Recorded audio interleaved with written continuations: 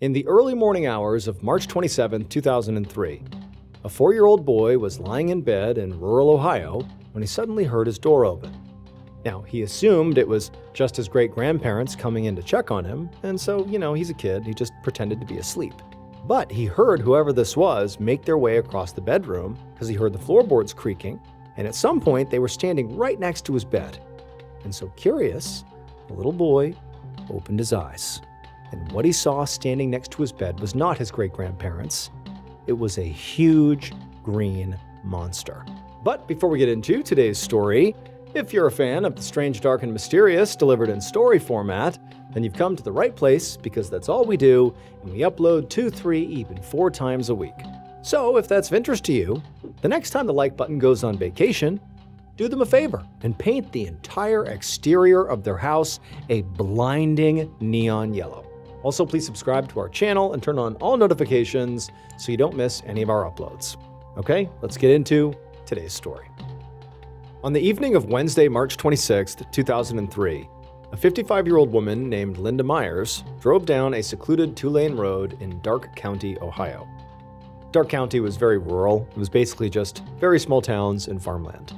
And so as Linda drove down the road, kind of in the middle of nowhere, she looked out her window and she saw the sun setting over a field.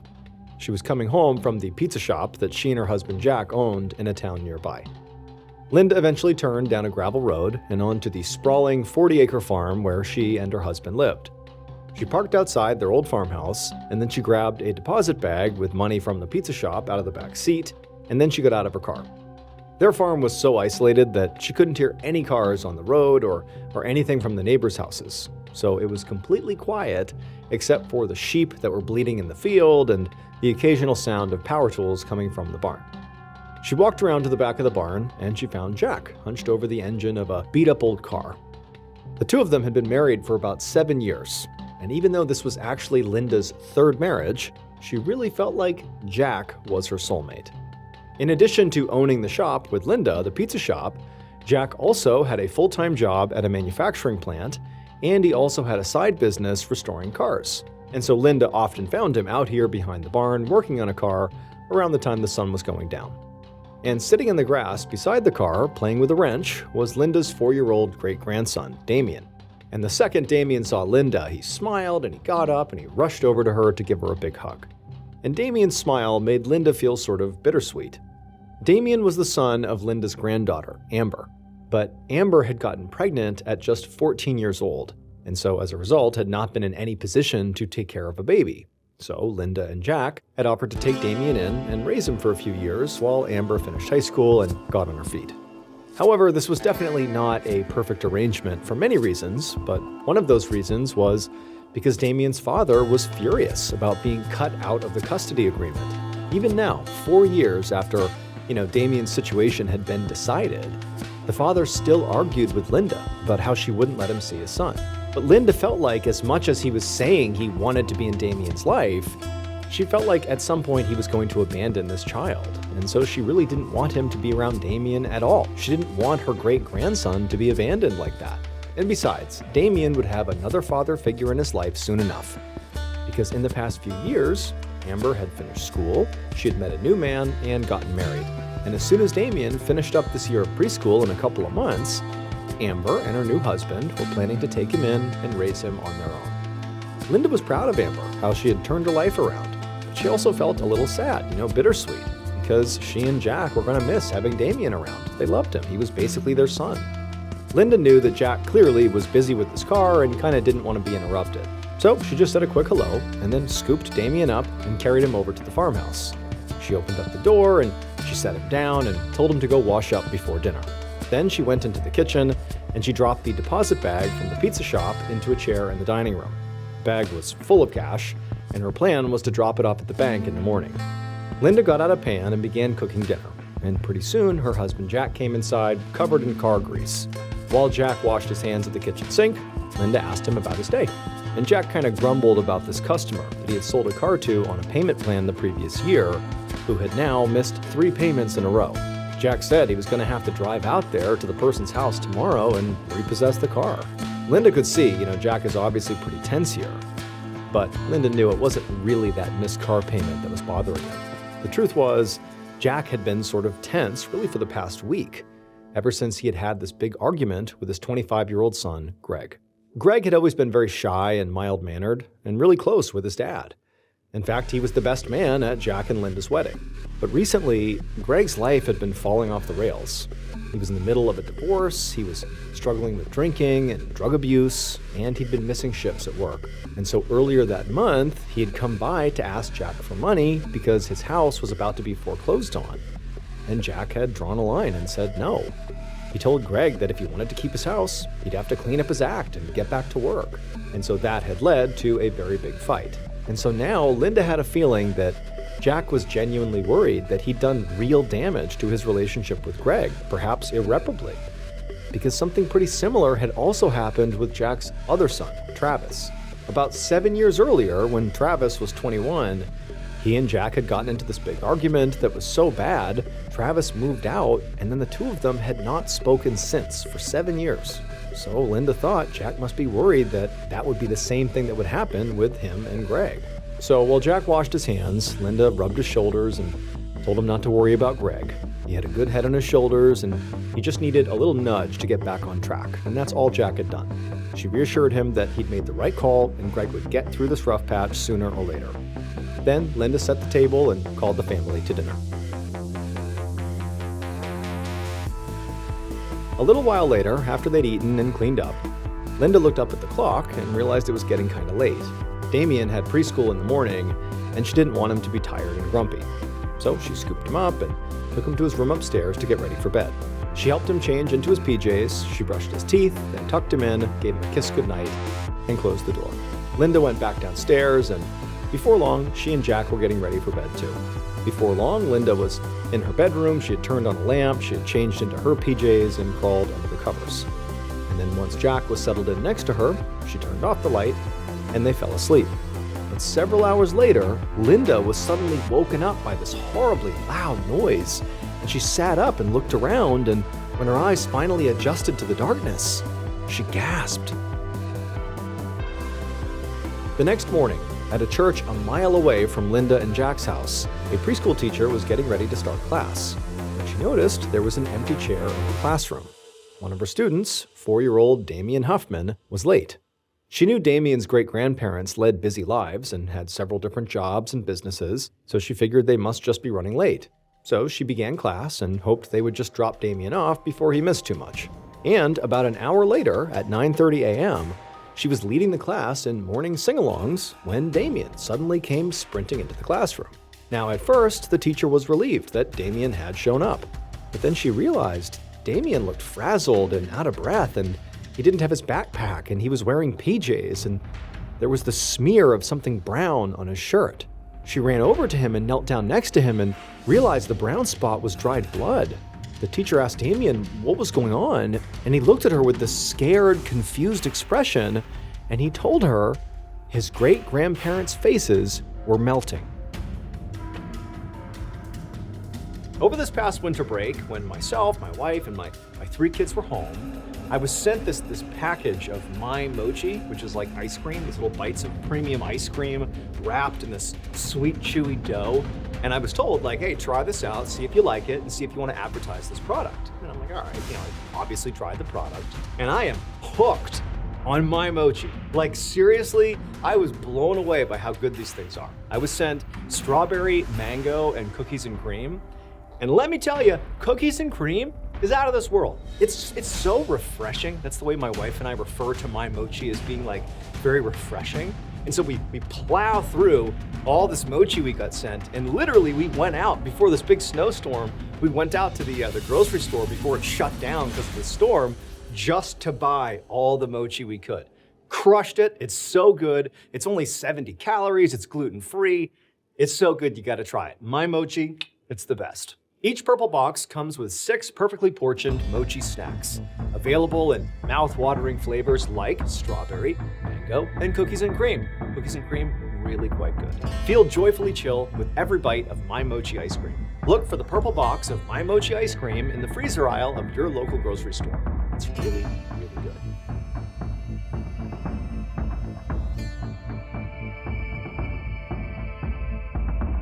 About 15 minutes later, a police sergeant named Mark Whitaker, along with his partner, drove down a secluded road toward a farmhouse in rural Ohio.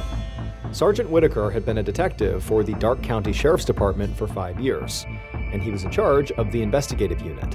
So when the department had gotten a very strange 911 call that morning from a local preschool, he was sent out to investigate.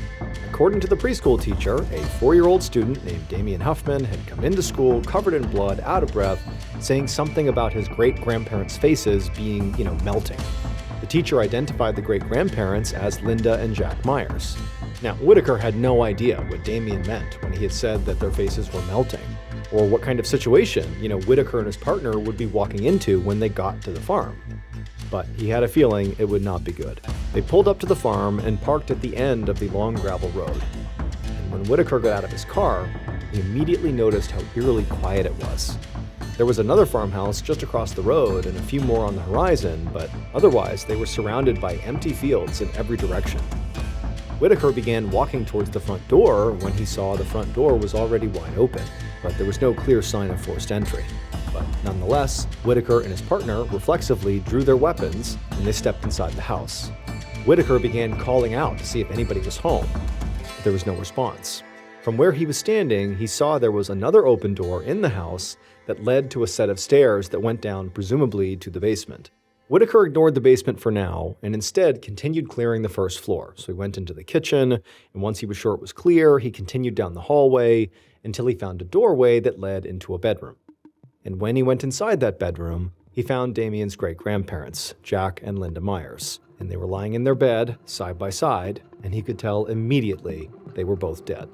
Now, Jack was actually lying on his stomach, and he could tell right away there was a big bullet wound on the back of Jack's neck. As for Linda, she was on her back, and she had gunshot wounds to her face and her hand, as if she had raised her hand to defend herself before she was shot. And so at this point, Whitaker and his partner did a full search of the house just to make sure nobody else was there, and it was empty.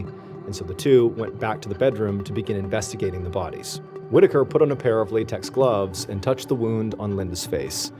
And the blood was still warm and wet, so he figured likely they'd only been dead for maybe a few hours at most. He looked around the floor, and he didn't see any bullet casings, which meant the killer had gone through the trouble of picking them up afterwards to cover their tracks. Then, Whitaker's partner called his attention to this weird plasticky bundle that was lying on a pillow near Jack's head. Whitaker picked it up, and he saw it was a piece of quilting fabric that was balled up and covered in masking tape. His best guess was that it was a homemade gun silencer. The killer likely taped it to the end of their gun to muffle the sound of the blast, and it must have, blown off at some point when they actually began shooting.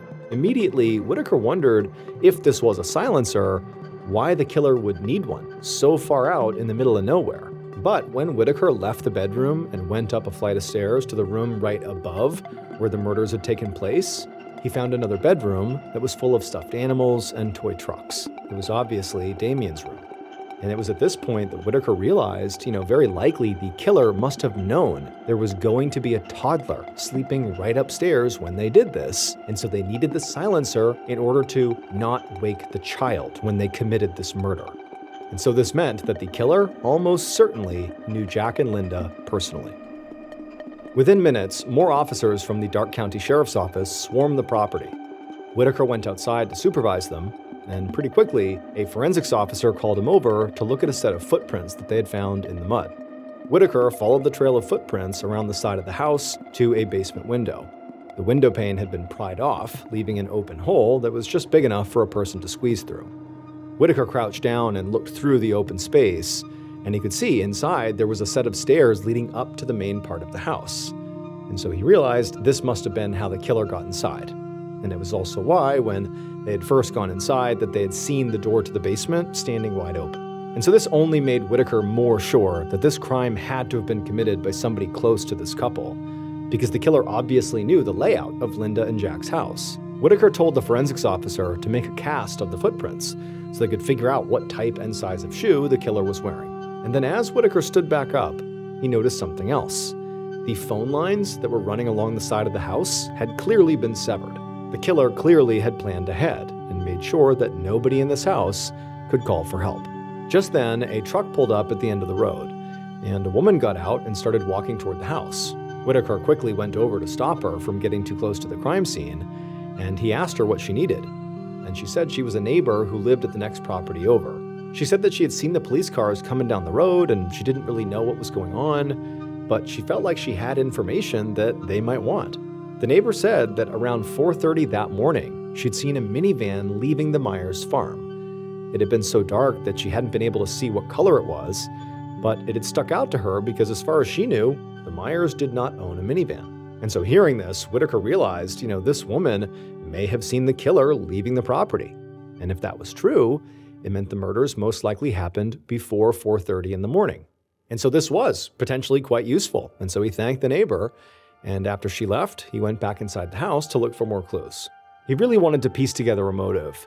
He felt strongly that whoever had done this knew Linda and Jack, but that doesn't mean that the motive is clear. There could be any number of reasons they would attack them. Maybe it was a robbery. Maybe they were just, getting revenge or something. He didn't know. But as he began walking around the house, he found a literal deposit bag full of cash in the living room, which certainly suggested that this was not a robbery, because that would certainly have been taken. And also there were some pretty expensive electronics in the living room that also had not been touched. So robbery seemed to be out the door. But when Whitaker went back upstairs to take a closer look at the toddler's bedroom, he noticed something odd. There was a little red stain on the bedding that looked like dried blood. While forensics teams were still combing over the farmhouse, another investigator assigned to the case, a guy named Detective Mike Burns, went to the local preschool to speak to 4-year-old Damien. Burns was a father himself, and he felt an immediate connection to this little boy, who at this point looked scared and very confused. Now, he knew it was going to be very difficult for Damien to rehash something that was so traumatic, but Damien was the only potential witness in the house when his great-grandparents were killed. So speaking to him was the police's best bet at figuring out what happened. And so Burns sat down on the floor with Damien inside of a private room, and he asked him to explain what had happened that morning.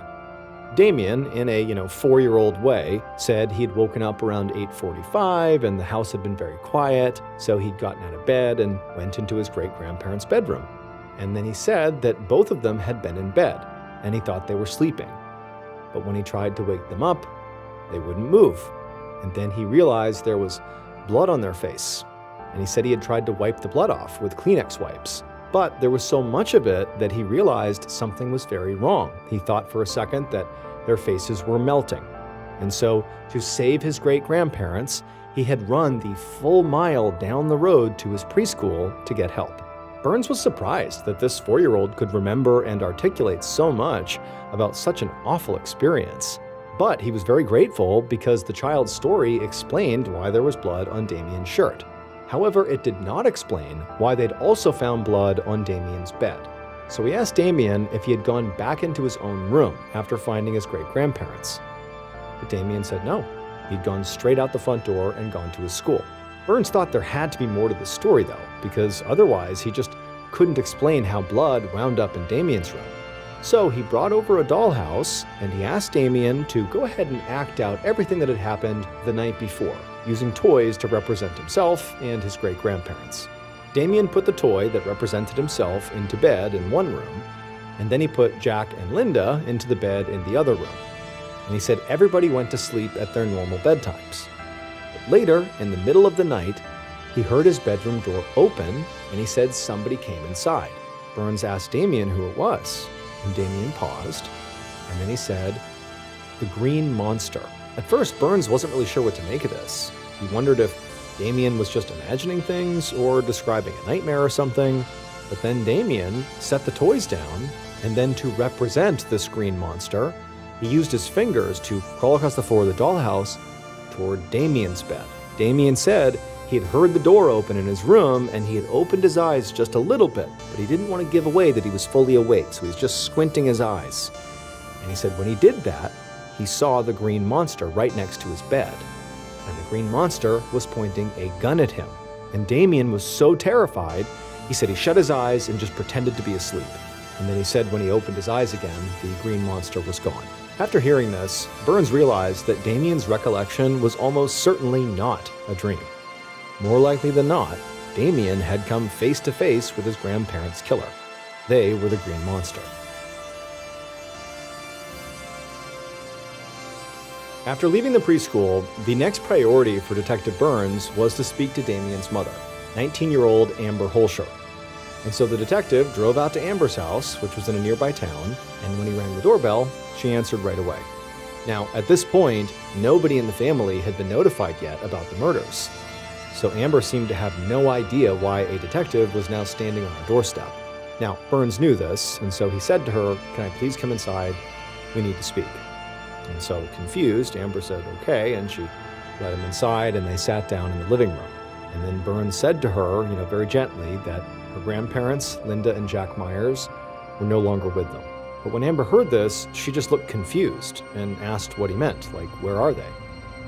So Burns took a deep breath, and he clarified that they were deceased. Amber looked completely shocked and immediately asked, "Is Damien dead too?" But Burns said, no, he's alive, but he's going to be kept in protective custody for a while in case whoever killed Jack and Linda try to hurt him too. And until they narrowed down the suspects, Damien would not be allowed to see anybody in the family, including her, his own mother. At this point, Amber just began to cry. Burns felt horrible for her, but really he was thinking about Damien. He knew he had to solve this case as quickly as possible because every day that he didn't would be another day that Damien would have to spend alone without any family to comfort him. Based both on Amber's reaction to the news and the fact that Damien did not mention seeing his mother on the night of the murder, Burns thought it was highly unlikely that Amber was a suspect, but she could know something that might help the investigation. So, once she calmed down, Burns asked her if she knew anyone who might have wanted to hurt her grandparents. And right away, she nodded, and she mentioned Damien's father, Andrew Huffman. She said Andrew hated Linda because she wouldn't let him see Damien.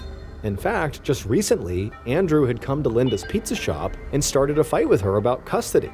And it had escalated to the point where Andrew had publicly threatened to kill her. This obviously caught Burns' attention because it made perfect sense as a motive. If Linda and Jack were out of the way, well, Andrew would have an easier time getting custody of Damien. And so he thanked Amber and promised he would be in touch soon. And then as soon as he was back in his car, he called Sergeant Whitaker and he told him what he'd learned. Later that day, Whitaker and his partner made the 2-hour drive to Andrew's address in Newport, Kentucky. When they got there, Andrew quickly came to the door and he let them inside and they sat down and Andrew looked at them like, "What's going on?" And they told him that Linda and Jack had been murdered. And they watched Andrew for his reaction. And he seemed very surprised, but he definitely did not seem upset. Andrew would then admit that he did not get along with Amber's family. And when Whitaker asked him about that big argument at the pizza shop, Andrew did not deny that he had literally threatened to kill Linda. But he swore he would never actually do it. He said it was just an empty threat he made in the heat of the moment. Still, Whitaker thought Andrew looked very suspicious, so he asked him for an alibi. And Andrew said he'd stayed over at a girl's house on the night of the murder, and in the morning he'd stopped by his dad's house and then gone straight to work. You could ask all those people, and that's where he was. Whitaker wrote all this down and then asked Andrew a few more questions, and then thanked him for his time. And then as soon as the detectives left, they immediately went to go check on Andrew's alibi. They went to that girl's house, then they went to Andrew's dad's house, and then they also went to his place of work, and everybody at those 3 locations all confirmed Andrew's alibi. So unless someone was lying, it left no window of time where Andrew could have driven 2 hours away to Ohio to murder Jack and Linda. Whitaker was disappointed that they basically wasted most of the day on this lead that now looked like it wouldn't go anywhere. Especially knowing that, again, every moment in this case that it went unsolved was another moment that Damien would have to spend away from his family all alone.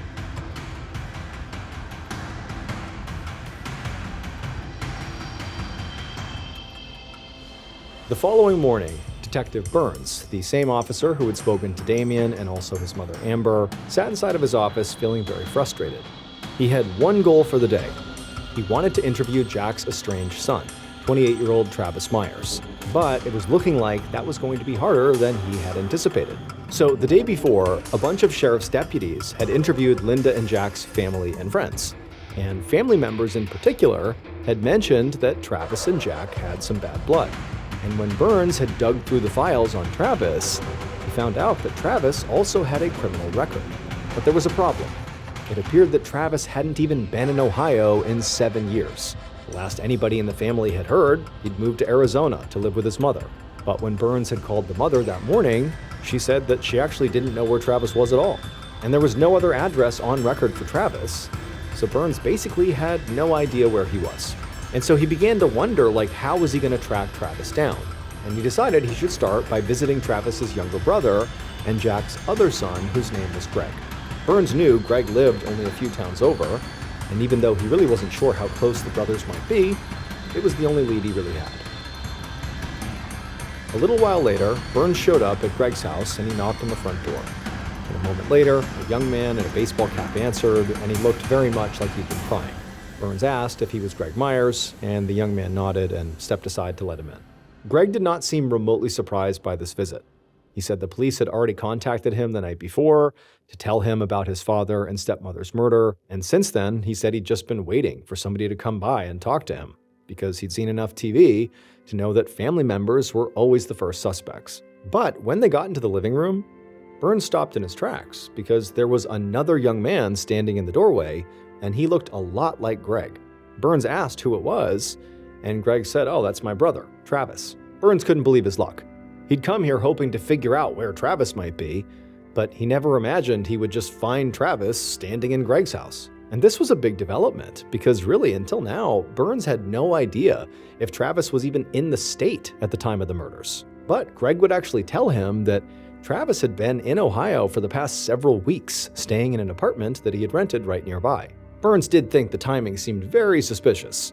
It just seemed way too convenient that Travis had come back into town for the first time in almost a decade, right before Jack and Linda were killed. It just seemed too perfect. And also at this point, it just seemed really suspicious that these two brothers are just standing here waiting for police to come question them. Something felt off. So Burns, operating on a gut instinct, told them both that in order to question them, they actually had to come with him to the station and do it formally down there.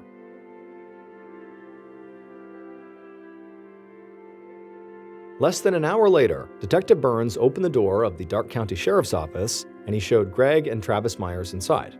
Now, neither of the brothers were under arrest yet, but Burns had a feeling that by the end of their interviews, one or both of them could be. Burns took Greg into his office for questioning, while Burns' partner took Travis into a room down the hall. As soon as Greg sat down in front of the desk, Burns noticed that he wasn't making eye contact with him. He was sort of acting shifty.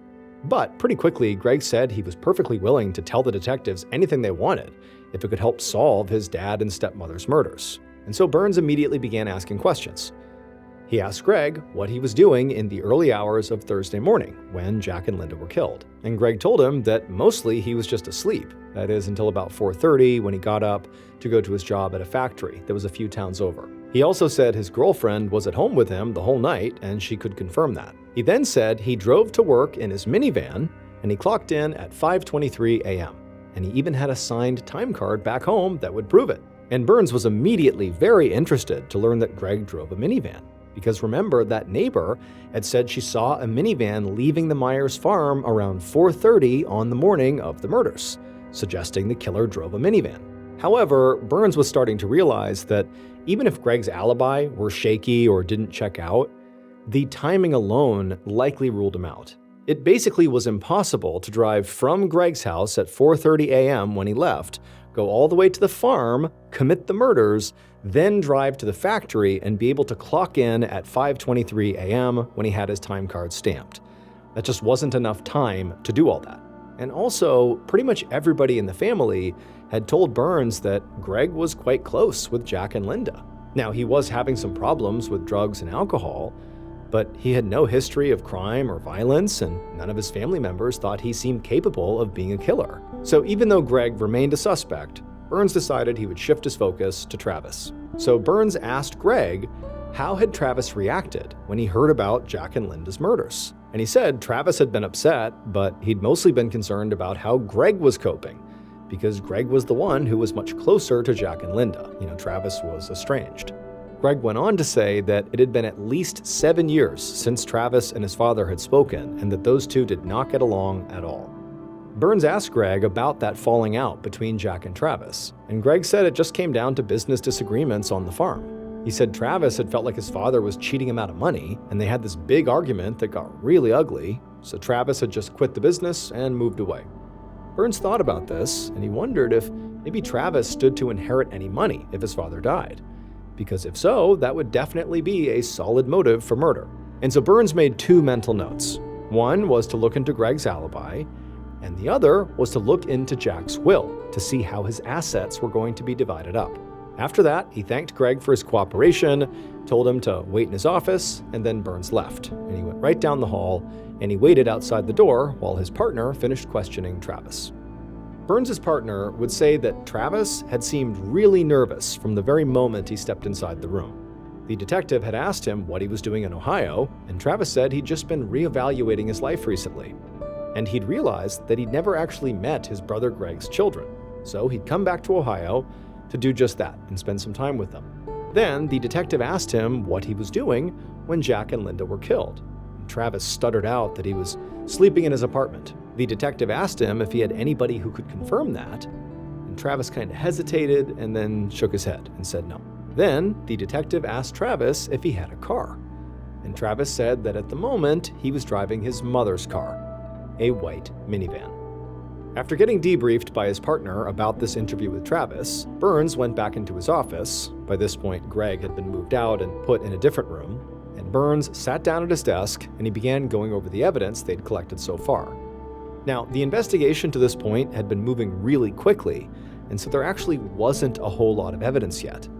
In fact, it had only been 24 hours since the forensics were sent to the crime lab, so they were still waiting for results on pretty much everything. Burns knew that at this point, the best thing he could do while he waited for more evidence was go follow up on Travis and Greg's alibis. After all, they are the victims' children, and he already thought that the killer had to be connected personally to the victims, and they both drove minivans. So really, either of them could be the killer. But just then, Burns' phone rang. He picked it up, and it was a local man who said he had seen a news report about Jack and Linda's murders, and he had some information that just might help. The man said that a few days earlier, his friend had called him to see if he knew where they could buy a gun.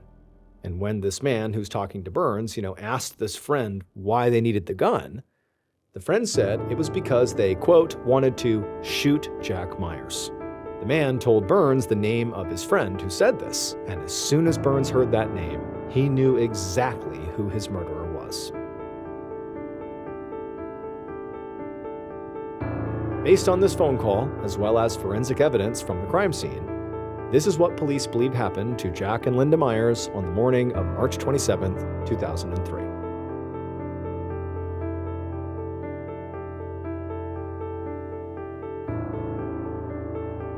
Early on the morning of the murders, the killer woke up and got out of bed and right away put on a green hunting jumpsuit. And they also packed a bag with duct tape, trash bags, and a roll of masking tape.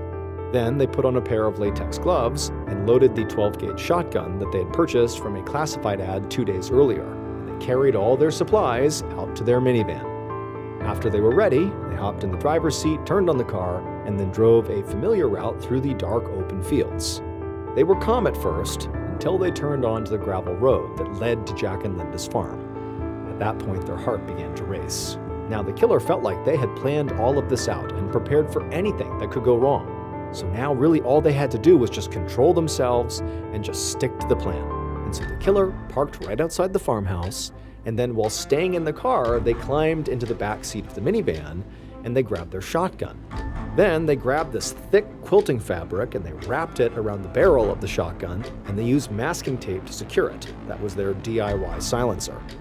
But as they went through this plan, the killer's hands were shaking. They were nervous because as much as they had planned for this, it really was not something they actually wanted to do. They felt like they had to. So after their gun had its silencer on it, they slung it over their shoulder, and they got out of the van and crept around to the side of the house. And once they were there, they cut the phone lines so nobody inside would be able to call for help. Then they knelt down in the dirt, they pried open the basement window, and they climbed inside.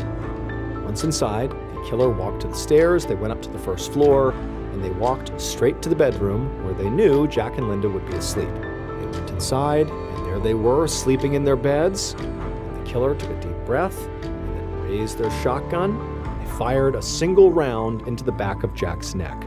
But the force of the gunshot had blasted off the homemade silencer, and so basically it wasn't silent at all. It was extremely loud, and that homemade silencer landed on the pillow right next to Jack's head. And almost immediately, from the chaos, Linda sat up, and she looked straight at the killer, and she saw what was happening, and she just raised a hand to try to defend herself.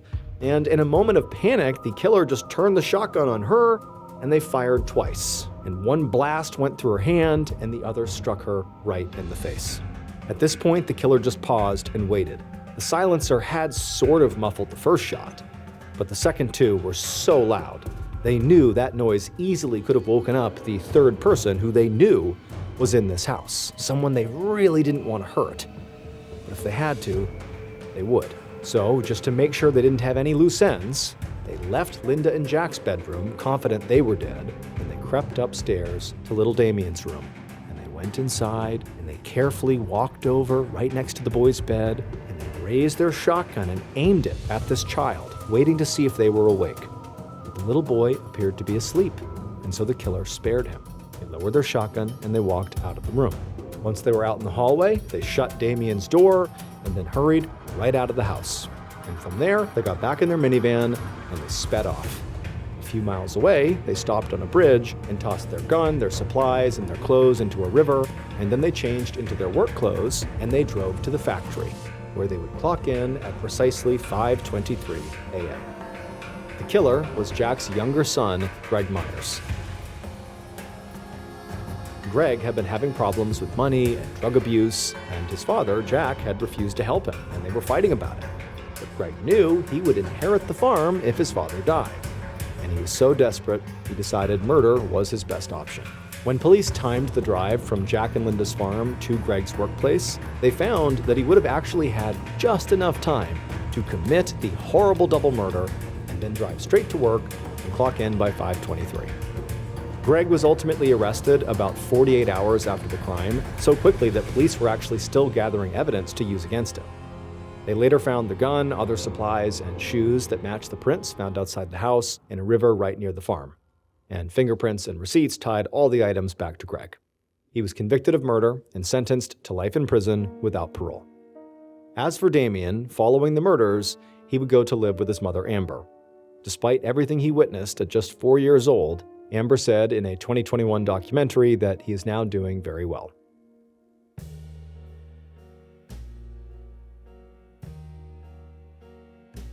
Thank you so much for watching. Let me know what you thought of today's episode in the comments. And remember, we have a whole playlist of true crime episodes ready for you to binge right now. So click here and give them a watch. All right, until next time, see ya. Sometimes the truth is stranger than fiction. And today, I'm going to tell you 3 stories that demonstrate that. But before we get into those stories, if you're a fan of the strange, dark, and mysterious delivered in story format, then you've come to the right place because that's all we do, and we upload 2, 3, even 4 times every week. So if that's of interest to you, the next time the like button is struggling to fall asleep because they're scared, offer to tell them a comforting bedtime story to help them sleep. But tell them Bell's Canyon. Also, please subscribe to our channel and turn on all notifications so you don't miss any of our weekly uploads. Okay, let's get into today's stories. On the morning of Tuesday, July 13, 1993, a middle-aged nurse named Sharon Dempsey hurried down the hallway of the Meharry Hubbard Hospital, which was in downtown Nashville, Tennessee. And as she went down the hallway, Sharon checked in every single hospital room, because she was searching for a patient that kept disappearing from her room. When Sharon reached the end of the hallway, she looked into the last room, and there, inside, was the woman she was looking for. Her name was Mildred Lancaster. She was 69 years old, and she was sweeping the floor of another patient's room with a broom that Sharon knew she had taken from the custodian's cart.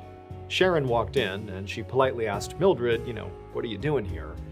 And Mildred turned to her and just said, oh, she was just doing her job. But she wasn't really doing her job. Mildred had been admitted to the hospital 2 days earlier because she was having stomach pain, but she was also suffering from extreme bouts of confusion. At this, Sharon, the nurse, just sort of sighed and kind of rolled her eyes because, obviously this was not Mildred's job. Mildred was a patient, She had been admitted to the hospital 2 days earlier, primarily because she was having stomach pain, but she also suffered from severe bouts of confusion, which is something she was witnessing right here. Her family had told doctors that, Mildred had spent most of her life being a housekeeper. And so when she would get confused, which, they saw plenty of times, she often would sort of default to thinking that she was back to being a housekeeper, even though, she was home or clearly not working. She would think she was working. And so when Mildred began demonstrating this kind of bizarre, disoriented behavior, there was some consideration to actually just physically restraining Mildred inside of her room to keep her from vanishing and, going and thinking she was a housekeeper somewhere. She could get into trouble or get hurt. However, Mildred was this very sweet and gentle woman who, it was just hard to forcibly restrain inside of her room. And so instead, the medical team decided that we're just going to have to deal with the fact that periodically she's going to, think she's at work and it might walk out of her room and go start cleaning somewhere. And so we need to keep a close eye on her and keep her safe and just deal with her stomach pain and sort of manage her disorientation. And so in this moment, Sharon, the nurse, who's just found Mildred once again cleaning some room she was not supposed to be in, she just, followed their protocol and went in and kind of gently told Mildred, like, okay, put the broom down, come with me. And, Mildred listened and she led Mildred back to her room and Sharon continued going about her day.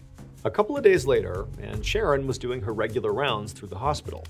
And as she did, she went into Mildred's room and once again, she saw the room was empty. Now, Sharon was actually just kind of annoyed at this point. She wasn't really concerned because by this point, Mildred had done this, had become disoriented and left to go clean or something so many times by this point that it was just kind of a hassle. But, Sharon just followed protocol and quickly left the room and began walking along the floor looking for Mildred so she could bring her back. But after searching the floor, she didn't find Mildred. And so after checking the whole floor again, but this time much more thoroughly, looking in every closet, every supply area, really searching the area and still not finding her, that's when Sharon began to panic.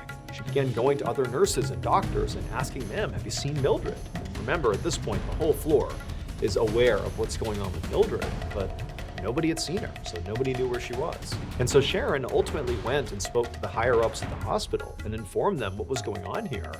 And in turn, they launched this huge search all across the hospital, both inside and outside, to just go find Mildred and get her back.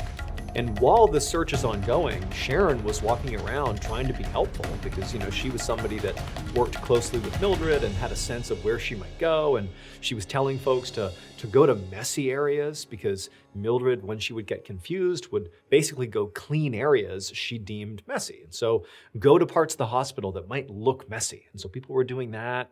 But this hospital, it was huge. It was 11 stories tall. And there were lots of areas that appeared messy. And so it just seemed like a kind of overwhelming task to quickly search this massive property for Mildred. And then on top of that, making it even harder to find Mildred was the fact that the hospital didn't have security cameras. So they couldn't just pull up the footage and see if maybe Mildred had walked outside or something. After about an hour of the search going on, when still they had not found Mildred and people were starting to wonder, like, are we even going to find her at all? It was at that point that something new and really concerning happened.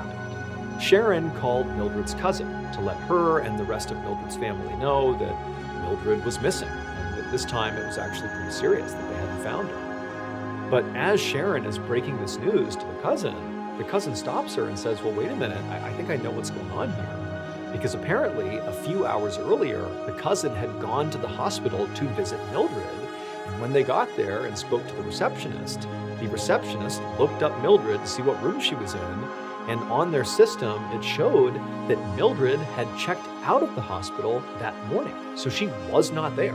And so, of course, this big search for Mildred was not going to find her because she wasn't at the hospital. But this really made no sense to Sharon. It did logically make sense that if she checked out, that would explain why she wasn't here. But Mildred should not have been allowed to check out of the hospital. She still definitely was not well. Not just her confusion, but also the stomach pain she was having. Like, she was still totally sick and should not have been discharged. But, the cousin was adamant that they actually left the hospital because they told them, Mildred's not here. There's no one to go visit. She's gone. She checked out. And so Sharon hung up with the cousin and quickly ran down the hall to go talk to the receptionist. to see if it was actually true that Mildred had been discharged. And when the receptionist looked it up, sure enough, it was true. Mildred had checked out. And so at this point, Sharon, she could not believe what she was hearing. This didn't make sense. And so Sharon, kind of not knowing what to do next, she walked away from the receptionist and she just walked over to the window that looked out to the front of the hospital. And she was just standing there wondering what she should do. And as she was standing there, she was just looking outside kind of absentmindedly. And she saw all these cars whizzing by, all these busy streets out there. And she suddenly had this thought, like, well, wait a minute, what if Mildred, in her confused state, went to the front desk and somehow talked her way out and got discharged and has now wandered out into the streets? And what if she's gotten hit by a car or something? This could be an emergency. I have to do something. And so Sharon's first thought was, I gotta call the police. And so not long after this, after Sharon did call the authorities, the police arrived at the hospital, and they arrived along with search dogs.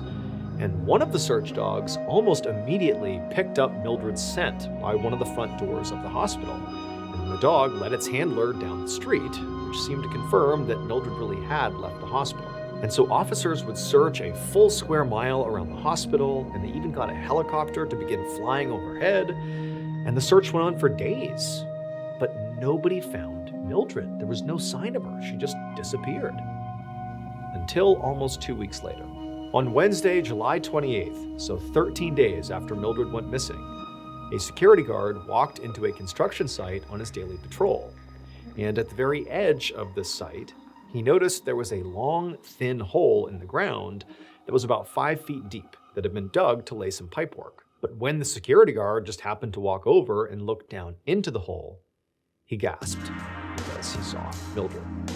It would turn out, on the day Mildred disappeared, she did become very confused, and she believed she was once again a housekeeper. And she went out, left her room to go do some work. And so Mildred just began wandering around the hospital for quite a while. And surprisingly, nobody stopped her, even though she had left the floor that she was supposed to be on. But she was just such a pleasant person and so nice that she just kind of passed by people and nobody said anything. After wandering around for quite some time and going in and out of different places and up and down flights of stairs, she eventually found this construction site. And to her, it was not a construction site. Instead, it was this horribly messy area that needed to be cleaned because there was pieces of wood and plastic and debris everywhere. So she just began to clean. And after a while, she had picked up quite a bit of debris and she had basically straightened the whole area out. But as she walked around towards the back of the site, she did not see a hole in the ground, and she fell inside. And because Mildred was just very disoriented, she likely didn't understand that she had, fallen into a hole and needs to climb out again. And so in this dark space, this dark confined space, she would have just continued to feel more and more disoriented and maybe didn't even attempt to climb out, but however it happened, she just stayed in that hole and remained undetected for days until she just eventually died.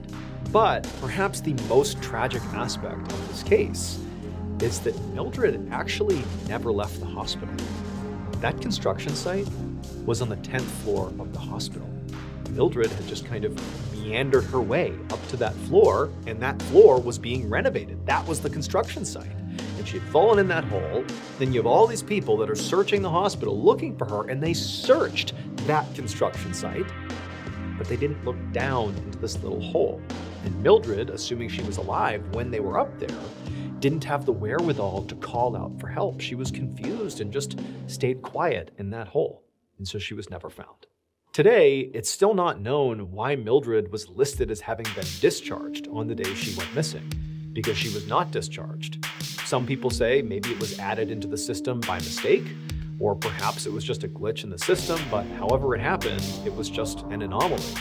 And then also the police dog that found Mildred's scent that took the authorities away from the hospital, that's also anomalous. We don't know how or why that happened. Ultimately, Mildred's family would sue the hospital for $13 million in damages, but eventually they dropped the case.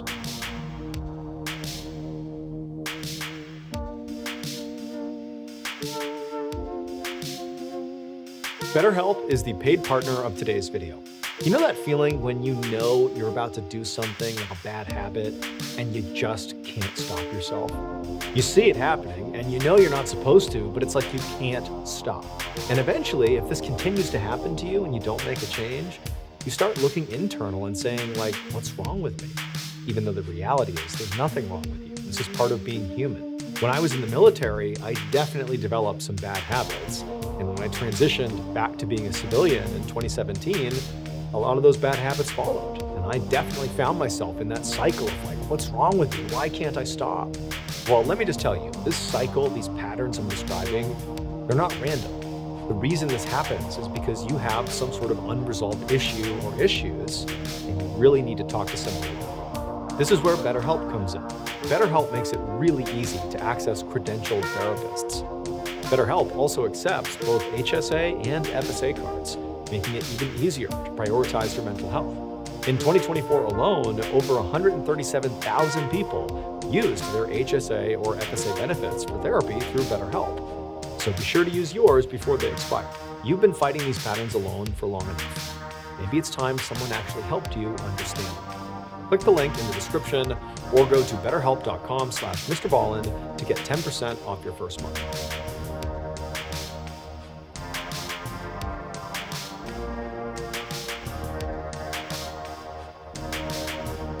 On the night of January 12, 1964, a police sergeant named Neil Johnson entered a small apartment in Los Angeles County, California, along with a team of other officers. And basically, as soon as they walked inside this apartment, they were hit with this blast of hot air and also a just terrible smell. And very quickly, Sergeant Johnson and the others recognized where the smell was coming from, because on the couch was a man who was clearly dead and decomposing. So Sergeant Johnson and the rest of the police officers had been called here by this building's landlord. The landlord had gotten complaints from some other tenants about this awful smell coming from this specific apartment. So they'd come to check it out and, mystery solved. There was a dead person in here. And based on the information they'd already gotten from the landlord about who was renting this apartment, the police already suspected that they knew exactly who this man was. The tenant of this apartment, the sole tenant, was a 38-year-old man named Eugene Meadows. And he'd actually just moved into this apartment only 6 days ago. And on top of, living in this new apartment, Eugene also was just kind of new to the area. He'd moved here from about 8 hours away for a new job. So realistically, there was a good chance he didn't really know anybody in the area. Sergeant Johnson and a few other officers walked over to the couch to take a closer look at Eugene's body. And pretty much right away, they could tell two things. One, it was pretty clear Eugene had not died recently. He had died maybe at least a couple of days ago, so he'd been sitting here for some time. And the other thing they noticed was very clearly there was a bullet hole in the back of his head. But as Sergeant Johnson began looking around the apartment for more clues, he realized that the bullet hole really didn't make any sense. Because first of all, the whole apartment was very neat and very clean. There was no sign of a robbery or a struggle or a break-in. Plus, the landlord had told Sergeant Johnson that when he had first come to check on Eugene after the initial reports of a bad smell coming from his apartment, the landlord had found that the apartment door was locked from the inside. And also he found that all the windows were closed and locked as well, which meant if Eugene was murdered, the only way that was possible would be if the killer, after shooting Eugene, left and then locked the door behind them, which meant they would have had a key, which sort of suggested that maybe they knew Eugene, or maybe they just took the key off of him, but, Eugene is new to the area, and so it just seems sort of like a difficult theory to come up with of who would have killed him and left the scene looking this way.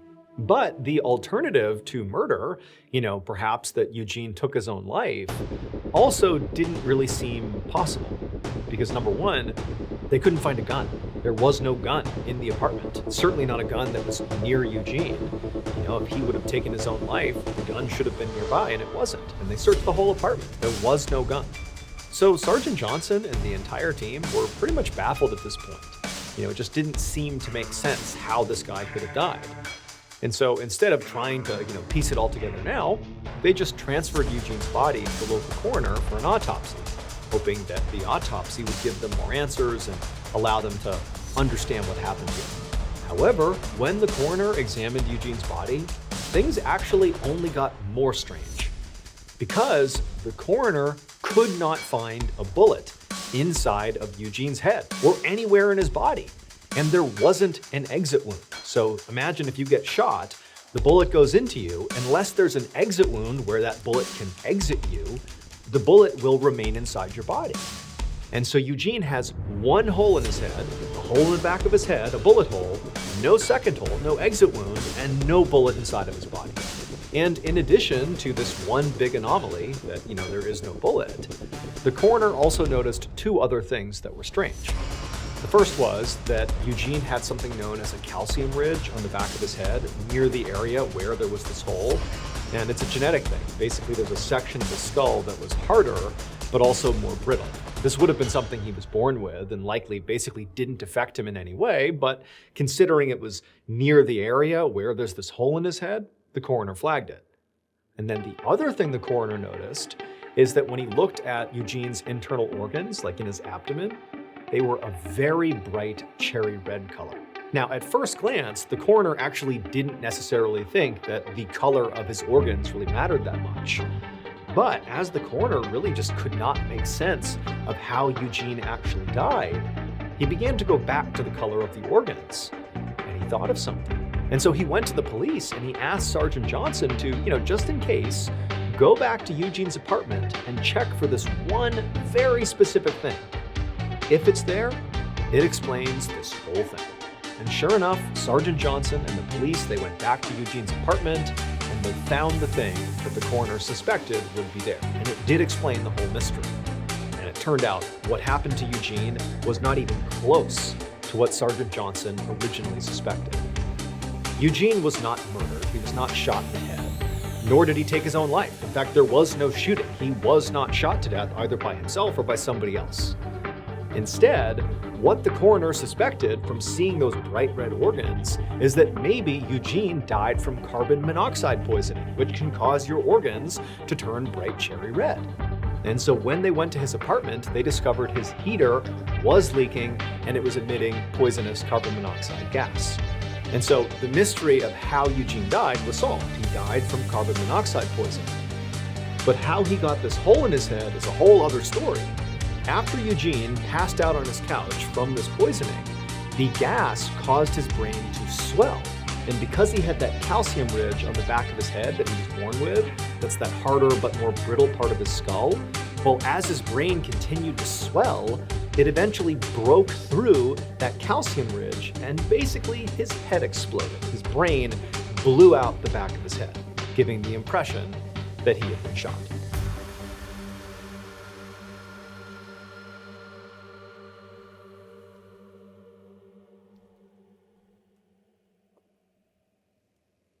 One afternoon in the spring of 1998, a 64-year-old man named Klaus Schmidt walked through the international terminal of the Dublin airport in Ireland. And for some reason, as he was walking, he just felt really, really nervous. Like the idea of getting on his plane today just felt like a really bad idea. When Klaus finally spotted his gate at the end of the terminal, that feeling of almost dread really just totally washed over him. Now, Klaus generally was kind of a nervous flyer, but he never had this sort of existential dread before boarding a flight. This was new, this felt different.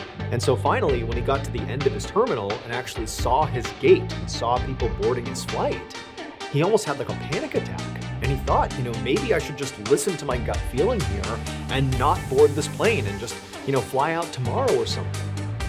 As he's standing there looking at the people getting on this flight, his logical side of his brain began taking over, and he just told himself that he was just being really nervous here, that there was nothing to be worried about, that he should just get on the flight, that it'll be over soon, and he was just overreacting. And so even though he really could not fully get rid of this feeling he had, this dread that was like in his stomach at this point, he kind of overrode how he was feeling, walked up to the gate, scanned his ticket, and boarded the flight.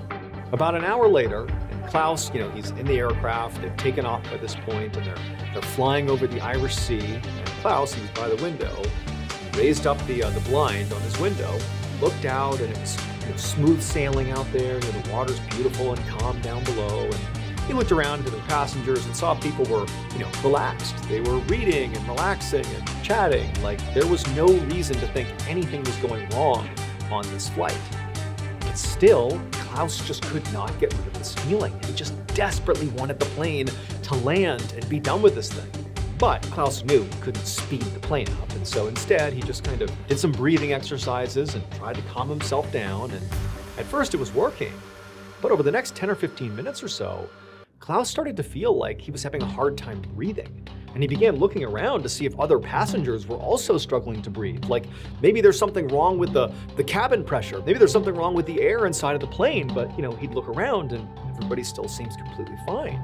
It's just Klaus, who by this point is, he's sweating, he's rocking back and forth, he's so anxious. He just desperately wants this flight to be over. But again, it was like this inability to breathe continued to get worse and worse, and then he started to feel this really intense tightness in his chest, and he was telling himself, like, I'm having a panic attack. That's what's happening here. It's like my anxiety is fully taken over. I can't control it. And so he took off his jacket and he kind of unbuttoned his shirt, and he's like dripping sweat, and the other passengers now are starting to take notice of Klaus. Like something's going on with this guy, but no one said anything yet. And Klaus, he's trying to stay calm, but he keeps looking around and everybody else seems fine and something's going on with him. And then that tightness in his chest, it got so bad that Klaus realized that this likely was not anxiety. He could be having a heart attack. And then as soon as he realized that that likely was what was happening to him, it was like all of his symptoms got 10 times worse. And before long, he felt himself kind of fading out of consciousness. He heard other passengers near him yelling out for help, clearly about him. And then a flight attendant ran over and began yelling out to the rest of the plane, "Are there any doctors on board?" And so as Klaus is drifting further and further into unconsciousness, all he could think to himself was his intuition was right. Something bad was going to happen on this plane. But before he could think much more about it, his vision went blurry and he faded into darkness. But it would turn out that Klaus's intuition was actually only half right. Because while it was true that something terrible did happen to him on that flight, he really did have a heart attack, it actually was his decision to get on the flight that saved his life. Because this particular flight was carrying 40 heart specialists home from an international cardiology conference, and they had samples with them of a brand new heart drug that was not yet available to the public. So when Klaus had his heart attack and the flight attendant began calling out for a doctor, well, the 40 doctors all shot their hands up in the air, and one of them rushed over and literally just gave Klaus this new medication that saved his life.